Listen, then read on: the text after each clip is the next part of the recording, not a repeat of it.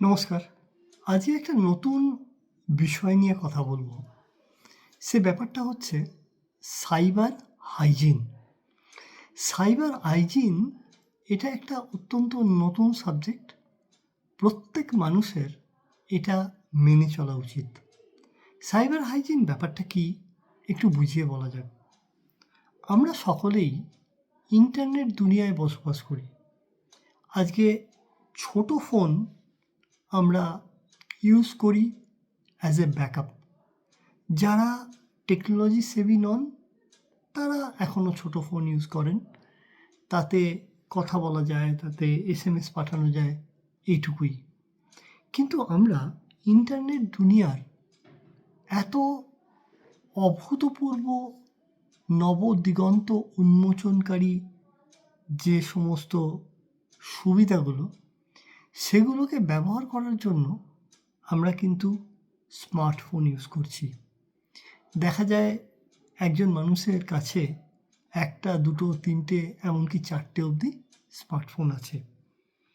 এবার digitally connected এনভায়রনমেন্টে যতগুলো ডিভাইসকে আমরা ইন্টারনেটে কানেক্ট করি, তার মাধ্যমে কিন্তু ততগুলো সাইবার সিকিউরিটি থ্রেট বা রিস্ক আমাদের কাছে চলে আসে। তাহলে এই ইন্টারনেট দুনিয়ার যে সুযোগ সুবিধা, সেগুলোকে আমরা স্মার্টলি কাজে লাগাবো। আমাদের যে টেকনোলজি আছে সেটাকে স্মার্টলি ব্যবহার করে আমরা আমাদের বেনিফিটটাকে এনজয় করব, এটা একটা অপশন। এবং তার জন্য কিন্তু সাইবার হাইজিন বা কিছু কিছু বেসিক মূল মন্ত্র আমাদের মেনে চলতে হবে। আদারওয়াইজ আমরাই কিন্তু টেকনোলজির দ্বারা, ভুল মানুষের দ্বারা পরিচালিত হয়ে, বিতাড়িত হয়ে, দিগ্ভ্রান্ত হয়ে ফিনান্সিয়ালি কিছু লসের সম্মুখীন হব, সেটা কিন্তু কাম্য নয়।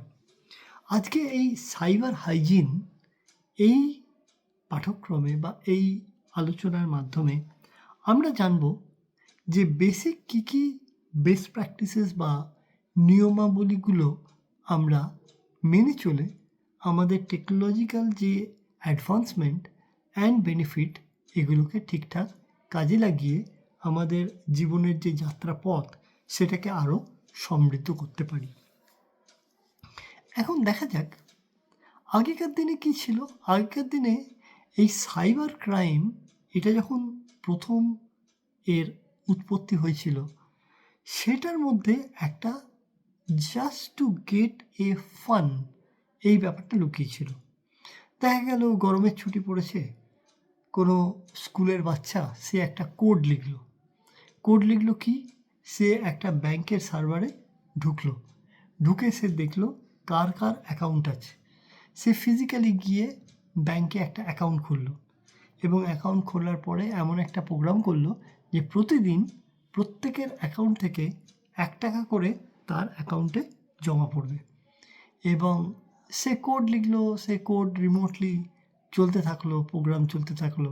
যখন অডিট হলো তখন ব্যাংকের ম্যানেজার দেখতে গিয়ে দেখে একটা অ্যাকাউন্ট খুলেছে, কোনোদিনও সেই অ্যাকাউন্টটা ফিজিক্যালি অপারেট হয়নি, কিন্তু অন্যান্য অ্যাকাউন্ট থেকে 1 টাকা করে রোজ এসে একটা বড় অ্যামাউন্ট এসে পড়েছে। তারপরে তারা তথ্য তল্লাশ করে যে কোড লিখেছিল বা যে অ্যাকাউন্ট হোল্ডার, তাকে ধরলো। এবং ধরার পরে তারা যখন জানতে পারলো এমন সুন্দর কোড বাচ্চা ছেলেটি লিখেছিল, তাকে পাস করার পরে ওই ব্যাংকেই অ্যাজ এ সিকিউরিটি এক্সিকিউটিভ চাকরি দিয়েছিল। কাজেই এই সাইবার সিকিউরিটি এর উৎপত্তি বা এর সূচনা কিন্তু জাস্ট টু গেন এ ফান। কিন্তু আজকের দিনে দাঁড়িয়ে সাইবার ক্রাইম বা সাইবার সিকিউরিটি যে ইনিশিয়েটিভগুলো, যেখানে হ্যাকিং একটা মেজর পর্যায়ে এসে পড়েছে, সেখানে কিন্তু it is no more a fun, rather it is a organize way of gaining financial benefit by stealing or by some unethical ways. কাজেই এই সাইবার ক্রাইমের ক্ষেত্রে যারা হ্যাকার, তারা কিন্তু চাইবে কী করে ফিনান্সিয়াল গেন পাওয়া যায়, কারণ সেটাই তাদের প্রফেশন।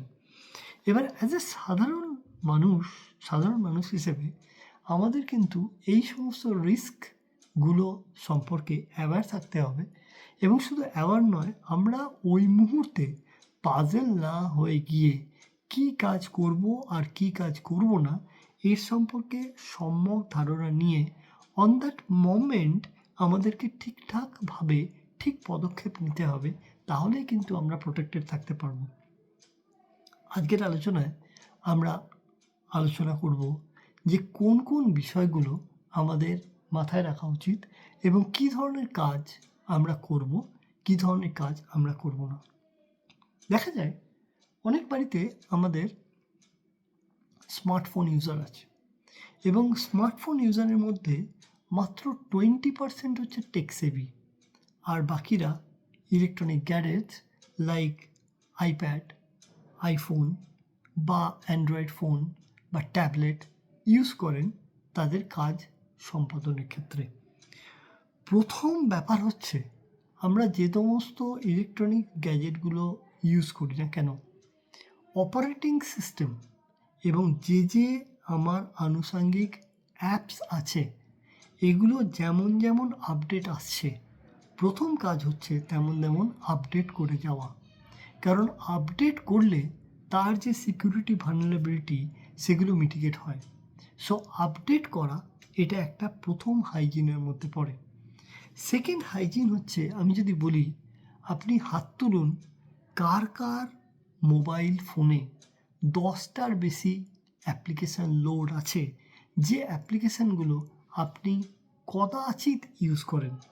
দেখা যায় একটা বড় কনফারেন্স হলে প্রায় যদি 1000 জন থাকে, 100 জন অন্তত বলবেই যে আমার 10টা এমন অ্যাপ্লিকেশান আছে যে অ্যাপ্লিকেশানগুলো আমি এককালে ইউজ করেছিলাম কিন্তু আজ আর ইউজ করিনি।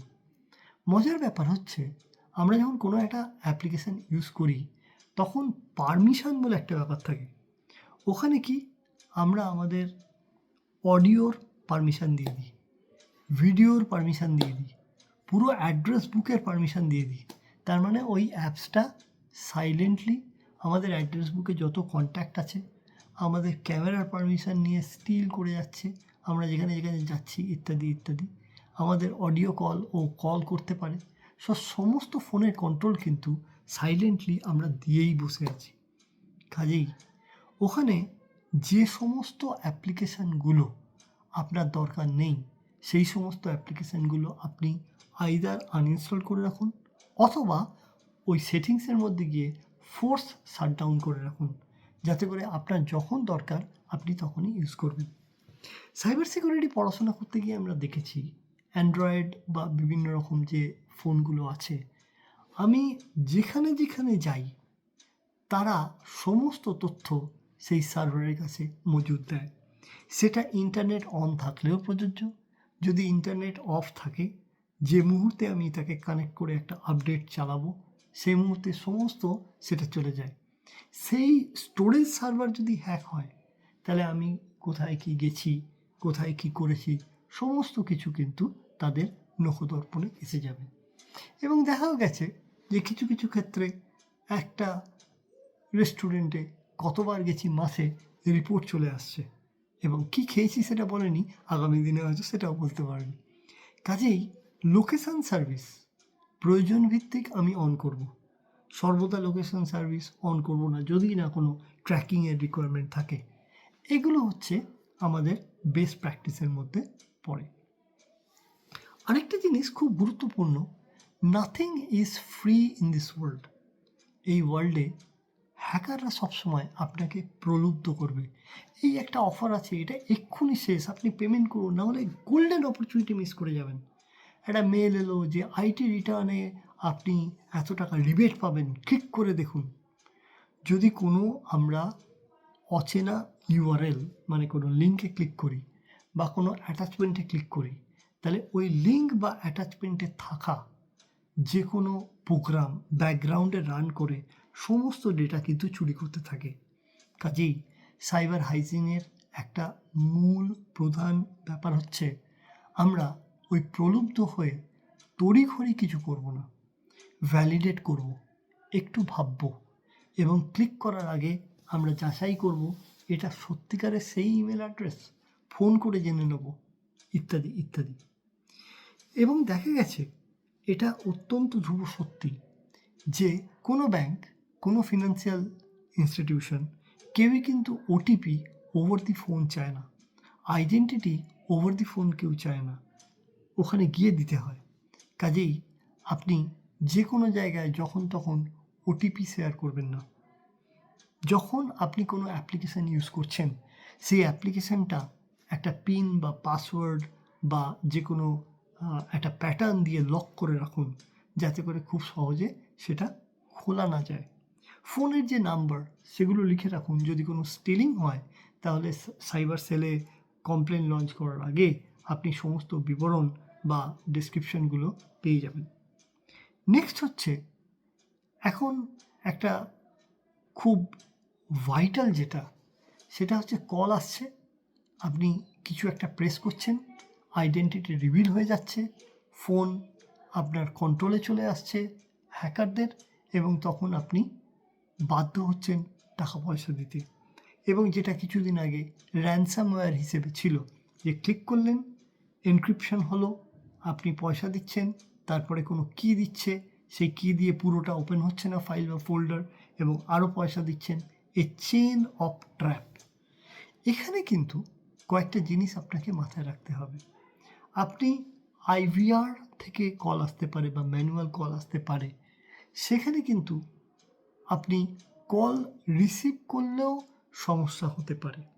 কাজেই আননোন নাম্বার থেকে কল এলে আপনি সচরাচর, যদি সেটা মোবাইল বা অ্যান্ড্রয়েড অ্যাজ স্প্যাম দেখায়, তাহলে সেটাকে ইগনোর করে যাওয়া বাঞ্ছনীয়। নেক্সট হচ্ছে, আপনাকে যখন আইভিআরে প্রশ্ন জিজ্ঞেস করছে, তখন ওই অপশানগুলো প্রেস না করাই ভালো। কোনো নাম্বার, ওগুলো একটা নাম্বার থেকে হয় না, মাল্টিপল নাম্বার থেকে আসে। কাজেই আপনার যদি ওখানে ব্লকের অপশান থাকে, কিছু নাম্বারকে আপনি ব্লক করতে পারেন। এবং কখনোই কোনো রকম ক্রেডেন্সিয়াল কোনো ওয়েবসাইটে সেভ করে রাখবেন না, যাতে করে সেখান থেকে আপনার ওই ক্রেডেন্সিয়ালগুলো নিয়ে অটোমেটিক্যালি কোনো ফ্রড হয়।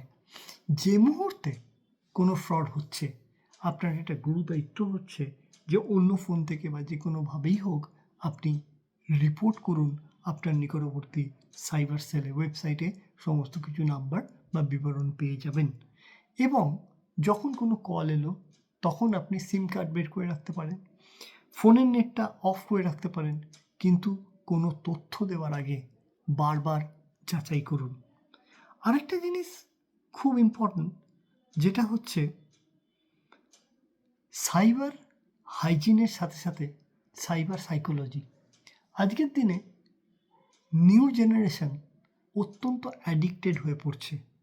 তারা ভাবছে যে রিয়েল ওয়ার্ল্ড এর থেকে ভার্চুয়াল ওয়ার্ল্ডটা অত্যন্ত গুরুত্বপূর্ণ, এবং সেখানেই তাদের সব কিছু মোহ।